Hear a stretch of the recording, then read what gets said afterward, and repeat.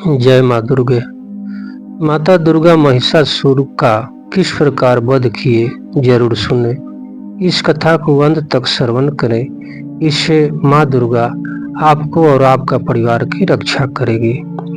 महर्षि मेधा ने कहा, महिषासुर की सेना नष्ट होती देखकर उस सेना का सेनापति चित्तूर क्रोध में भरकर देवी के साथ युद्ध करने के लिए आगे बढ़ा।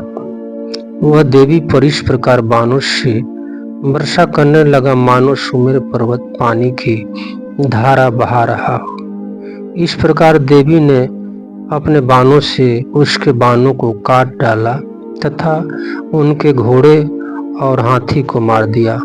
साथ ही उनके धनुष और उनकी अत्यंत ऊंची पताका को भी काटकर नीचे गिरा दिया। इस धनुष कट जाने के पश्चात उसके शरीर के अंगों को भी अपने बाणों से विध्वंस कर दिया। धनुष, घोड़ा और सारथी के नष्ट हो जाने पर वह असुर ढाल और तलवार लेकर देवी की तरफ आया। उसने अपनी तीखी धार वाली तलवार से देवी के सिंह के मस्तक पर प्रहार किया और बड़े वेग से देवी की बाईं भुजा पर वार किया, किंतु देवी की बाईं भुजा को छूते ही उस दैत्य की तलवार टुकड़े टुकड़े हो गए। इसे दैत्य ने क्रोध में भरकर शूल हाथ में लिया और उसे भद्रकाली देवी की ओर फेंका। देवी की ओर आता हुआ वह शूल आकाश से गिरती हुई सूरज के समान प्रज्वलित हो उठा। उस शूल को अपनी ओर आते हुए देखकर देवी ने भी शूल छोड़ा और महा असुर के शूल के 100 टुकड़े कर दिए और साथ ही महाअसुर के प्राण भी हर लिए। चित्तूर के मरने पर देवताओं को दुख देने वाला चामर नामक दैत्य हाथी पर सवार होकर देवी से लड़ने के लिए आया और उसने आने के साथ ही शक्ति से प्रहार किया, किंतु देवी ने अपने हुंकार से ही उसे तोड़कर पृथ्वी पर डाल दिया।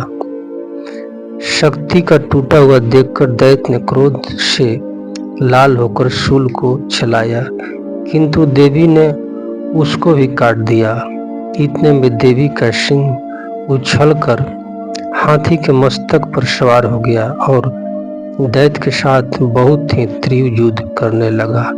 फिर वे दोनों लड़ने लगे। फिर सिंह बड़े जोर से आकाश की ओर उछला और जब पृथ्वी की ओर आया तो अपने पंजे से चामर का सिर धड़ से अलग कर दिया। क्रोध में भरी हुई देवी ने शिला और वृक्ष आदि की चोटों से उदक को भी मार दिया। कराल को दांतों, मुक्कों और थप्पड़ों से चूर्ण कर दिया। क्रुद्ध हुई देवी ने गदा के प्रहार से उद्धत दैत्य को मार गिराया। भीमपाल से वक्कल को मारा। बाणों से तामर और अंधकोमोस को घाट उतार दिया। 3 नेत्र वाली देवी परमेश्वरी ने त्रिशूल से अग्रसर, उग्रवीर्य और महाहनु नामक राक्षस को मार गिराया। उसने अपनी तलवार से विडला नामक दैत्य को सिर काट डाला तथा अपने बाणों से दुदुर और दुबुम राक्षस को यमलोक भेज दिया। इस प्रकार जब महिषासुर ने देखा कि देवी ने मेरी सेना को नष्ट कर दिया है, तो वह भैंस का रूप धारण कर देवी के गणों को दुख देने लगा। उस गणों में कितनों को अपने मुख के प्रहार से, कितनों को खूर से, कितनों को पूंछ से, कितनों को सींग से, बहुत को दौड़ने के वेग से, अनेक सिंहनाद से, कितने को चक्कर देकर और कितनों को श्वास वायु के झोंके से पृथ्वी पर गिरा दिया। वह दैत्य इस प्रकार गणों की सेना को गिराकर देवी के सिंह को मारने के लिए दौड़ा। इस पर देवी को बड़ा गुस्सा आया। उधर दैत्य भी क्रोध में भरकर धरती को खून से खोदने लगा तथा सिंह से पर्वतों को उखाड़ उखाड़ कर धरती पर फेंकने लगा और मुख से शब्द करने लगा। महिषासुर के वेग से चकरा देने के कारण पृथ्वी क्षुब्ध होने और फटने लगी। उनकी पूंछ से कटार कर समुद्र चारों ओर फैलने लगा। हिलते हुए सिंह से आघात से मेघ खंड खंड हो गया और राक्षस को देख चंडिका को भी और क्रोध आ गया और वह उसको मारने के लिए क्रोध में भर गई। देवी ने पाशा फेंक कर दैत्य को बांध दिया और उसने बांधे जाने पर दैत्य का रूप त्याग दिया और सिंह का रूप बना लिया। जय ही देवी उसका सिर काटने के लिए तैयार हुई कि उसने पुरुष का रूप बना लिया जो कि हाथ में तलवार लिए हुए था। तुरंत देवी ने उसे अपने बाणों के साथ उस पुरुष को उसकी तलवार ढाल सहित बिध डाला। इसके पश्चात वह हाथी के रूप में दिखाई देने लगा और अपनी लंबी पूंछ से देवी के सिंह को खींचने लगा और गरजने लगा। देवी ने अपनी तलवार से उसकी पूंछ काट डाली। तब राक्षस ने एक बार फिर भैंस का रूप धारण कर लिया और पहले की तरह चर अचर जीव सहित समस्त त्रिलोकी को व्याकुल करने लगा। इसके पश्चात क्रोध में भरी हुई देवी बारंबार उत्तम मधु का पान करने लगी और लाल लाल नेत्र करके हंसने लगी। इधर बलवीय तथा मद से क्रुद्ध हुआ दैत्य भी गरजने लगा। अपने सिंहों से देवी पर पर्वतों को फेंकने लगा। देवी अपने बाणों से उनके फेंके हुए पर्वत को चूर्ण करती ही बोली, अरे मूढ़, जब तक मैं मधुपान कर रही हूँ तब तक तुम गरज ले और इसके पश्चात मेरे हाथों तेरी मृत्यु को हो जाएगी। देवता गरजेंगे। महर्षि मेधा ने कहा। यह कहकर देवी उछल कर उस दैत्य पर जा चढ़ी और उसको अपने पैर से दबाकर शूल से उसके गले पर आघात किया। देवी के पैर से दबने पर भी दैत्य अपने दूसरे रूप में अपने मुख से बाहर होने लगा। तभी वहां आधा ही शरीर बाहर निकला था कि देवी ने अपने प्रभाव से उसे रोक दिया। जब वो आधा निकला ही दैत्य युद्ध करने लगा तो देवी ने अपनी तलवार से उसका सिर काट डाला। इसके पश्चात सारी राक्षस सेना हाहाकार करते ही वहां से भाग खड़ी हुई और सब देवता अत्यंत प्रसन्न हुए तथा ऋषि महर्षि सहित देवी की स्तुति करने लगे। गंधर्वराज गाने लगे तथा अप्सराएं नाचने लगी। महर्षि मेधा बोले, देवी ने जब पराक्रमी दुरात्मा महिषासुर को मार गिराया और असुर की सेना को मार दिया, तब इंद्र आदि समस्त देवता अपने सिर तथा शरीर को झुकाकर भागवती की स्तुति करने लगे। जिस देवी ने अपनी शक्ति से यह जगत व्यापक किया है और जो संपूर्ण देवताओं तथा महर्षियों की पूजनीय है, उस अंबिका का हम भक्ति पूर्वक नमस्कार करते हैं। वह हम सब का कल्याण करे। जिस अतुलित प्रभाव और बल का वर्णन भगवान विष्णु, शंकर और ब्रह्मा जी भी नहीं कर सकते, वही चंडिका देवी संपूर्ण जगत का पालन करे और अशुभ भय का नाश करे। पुण्य आत्माओं के घरों में तुम स्वयं लक्ष्मी रूप हो और पापियों के घर में तुम अलक्ष्मी रूप हो और सतकुल में उत्पन्न होने वाले के लिए तुम लज्जा स्वरूप होकर घरों में निवास करती हो। हम उस दुर्गा भागवती को नमस्कार करते हैं। हे देवी, इस विश्व का पालन करो। हे देवी, हम तुम्हारे अचिंत्य रूप का किस प्रकार वर्णन करें। असुरों का नाश करने वाली भारी पराक्रम तथा समस्त देवताओं और दैत्य के विषय में जो कुछ तुम्हारे पवित्र चरित्र है उनको हम किस प्रकार वर्णन करूं। हे देवी, भगवान विष्णु, शंकर आदि किसी भी देवता ने तुम्हारा पार नहीं पाया। तुम सबकी आश्रय हो। यह संपूर्ण जगत तुम्हारे ही अंश रूप है, क्योंकि तुम सबकी आदिभूत प्राकृतिक हो। हे देवी, तुम्हारे जिस नाम के उच्चारण से संपूर्ण यज्ञ में सब देवता तृप्ति लाभ करते हैं, वह स्वाहा तुम ही हो।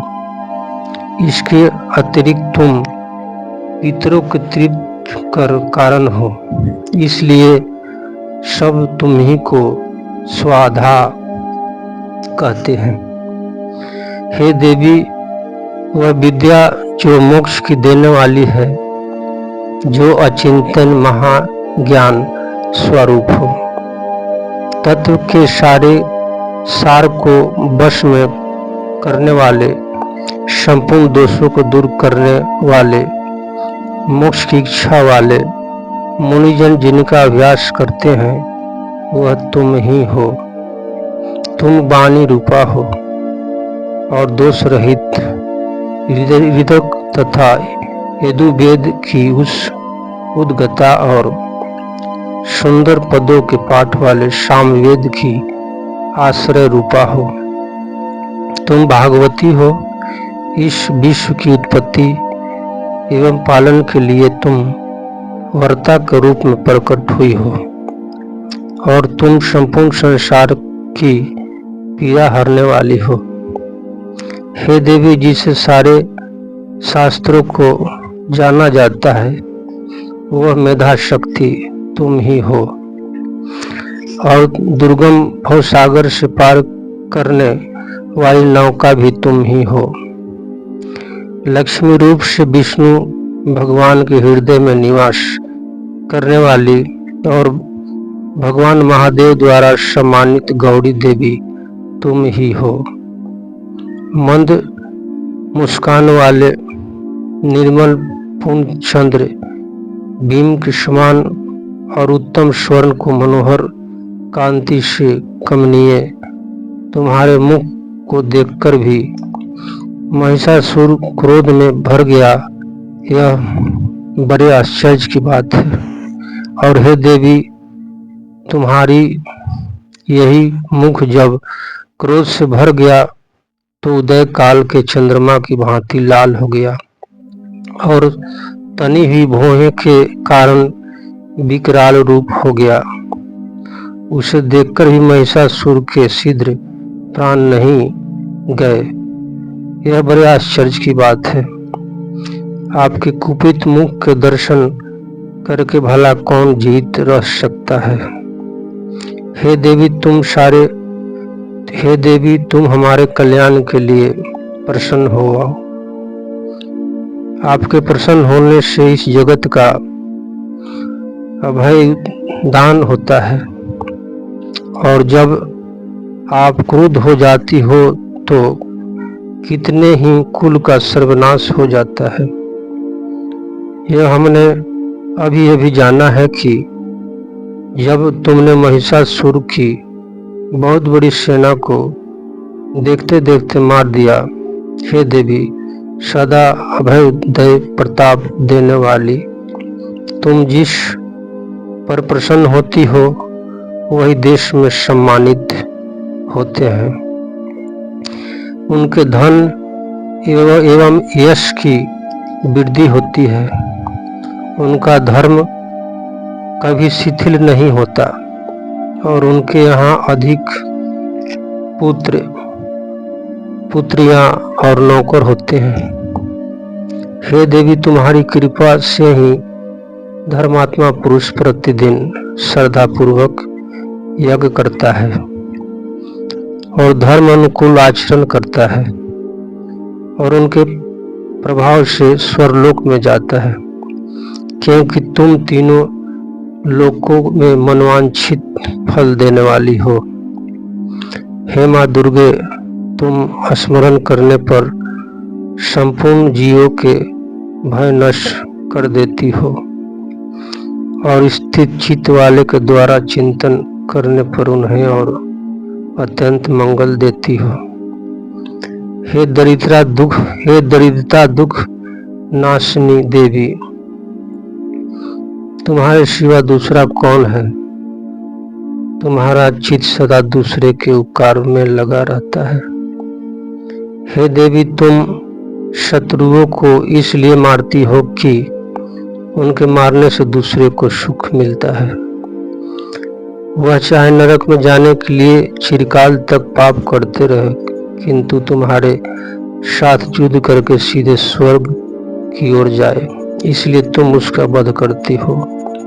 हे देवी, क्या तुम सृष्टिपात मात्र से समस्त असुरों को भस्म नहीं कर सकती?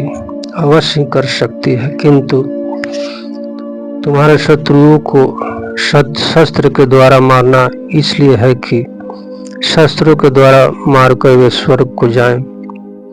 इस तरह से ही हे देवी, उन शत्रुओं के प्रति तुम्हारा भी विचार उत्तम है। हे देवी, तुम्हारे उग्र खंड की चमक से और त्रिशूल की नोक की कांति की किरणों से असुरों की आंखें फूटी नहीं गई। उसका कारण यह है कि वे किरणों से शोभमान तुम्हारे चंद्रमा के समान आनंद प्रदान करने वाली सुंदर मुख को देख रहे थे। हे देवी, तुम्हारा शील बूढ़े वृत्तांत को दूर करने वाला है और सबसे अधिक तुम्हारा रूप है, जो न तो कभी चिंतन में आ सकता और न जिनकी दूसरे से कभी तुलना हो सकती है। तुम्हारा बल और पराक्रम शत्रुओं का नाश करने वाला है। इस तरह तुमने शत्रुओं पर भी दया प्रकट की है। हे देवी, तुम्हारे बल की किसी के साथ बराबरी की जा नहीं सकती तथा शत्रुओं के भय देने वाला इतना सुंदर रूप भी और किसका है? हृदय में कृपा और युद्ध में निठुरता, ये दोनों बात तीनों लोकों में तुम ही में देखने में आई है। हे माता, युद्ध भूमि में शत्रुओं को मारकर तुमने उसे स्वर्लोक में पहुंचाया है। इस तरह तीनों लोकों की तुमने रक्षा की है तथा उन उन्नत असुरों से जो हमें भय था उसको भी तुमने दूर किया। तुमको हमारा नमस्कार है। हे देवी, तुम शूल तथा खड्ग से हमारी रक्षा करो। हे चंडिके, आप अपने शूल को घुमाकर पूर्व पश्चिम उत्तर तथा दक्षिण दिशाओं में हमारी रक्षा करो। तीनों लोक में जो तुम्हारे सोम रूप हैं तथा घोर रूप हैं, उनसे हमारी रक्षा करो तथा इस पृथ्वी की रक्षा करो। हे अंबिके, आपके कर पल्लों में जो खड्ग, शूल और गदा आदि शस्त्र शोभा पा रहे हैं, उनसे हमारी रक्षा करो। महर्षि बोले कि इस प्रकार जब सब देवताओं ने जगत माता भागवती की स्तुति की और नंदवन के पुष्प तथा गंध अनुलेपन द्वारा उनका पूजन किया और फिर सब ने मिलकर जब सुगंधित एवं दिव्य धूपों द्वारा उनको सुगंधित निवेदन की, तब देवी ने प्रसन्न होकर कहा, हे देवताओं, तुम सब मुझसे मनवांछित वर मांगो। देवता बोले, हे भागवती, तुमने हमारा सब कुछ कार्य कर दिया, अब हमारे लिए कुछ भी मांगना बाकी नहीं रहा, क्योंकि तुमने हमारे शत्रु महिषासुर को मार डाला है।